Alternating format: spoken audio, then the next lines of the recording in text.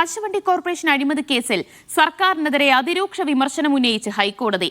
ഉത്തരവ് എഴുതി നൽകിയത് പ്രതികളാണോ എന്ന് കോടതി ചോദിച്ചു. ആദ്യ ഉത്തരവ് പിൻവലിക്കാൻ താനാണ് ആവശ്യപ്പെട്ടതെന്ന് മുഖ്യമന്ത്രി വി.ഡി. സതീശൻ പറഞ്ഞു.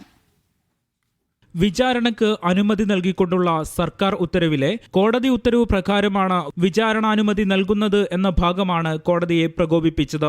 ഉത്തരവിറക്കിയ വ്യവസായ വകുപ്പ് പ്രിൻസിപ്പൽ സെക്രട്ടറിക്കെതിരെ കോടതിയലക്ഷ്യം ചുമത്തി. കെ ബിജു IAS വെള്ളിയാഴ്ച ഹൈക്കോടതിയിൽ ഹാജരാകണം. നീതിന്യായ വ്യവസ്ഥയെ വെല്ലുവിളിക്കുന്ന അതീവ ഗുരുതരമായ നടപടിയാണ് ഉദ്യോഗസ്ഥന്റെ ഭാഗത്തു നിന്നുണ്ടായതെന്ന് കോടതി നിരീക്ഷിച്ചു. കോടതി വിമർശനം 25 മിനിറ്റോളമാണ് നീണ്ടത്.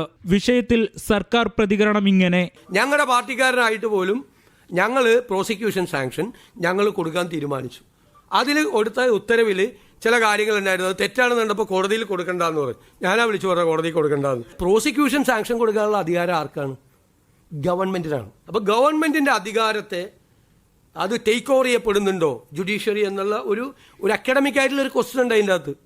ഞങ്ങളത് വളരെ ഗൗരവമായിട്ടാണ് അതിനെ കാണുന്നത്. കേസിൽ പ്രതിയായ INTUC സംസ്ഥാന അധ്യക്ഷൻ R. ചന്ദ്രശേഖരൻ ഉത്തരവുമായി വാർത്താസമ്മേളനം നടത്തിയത് ഗുരുതരമെന്ന് കോടതി ചൂണ്ടിക്കാട്ടി. പ്രതികൾ ഉദ്യോഗസ്ഥരിലൂടെ വ്യവസായ വകുപ്പ് ഭരിക്കുകയാണോ എന്ന ചോദ്യവും കോടതി ഉന്നയിച്ചു.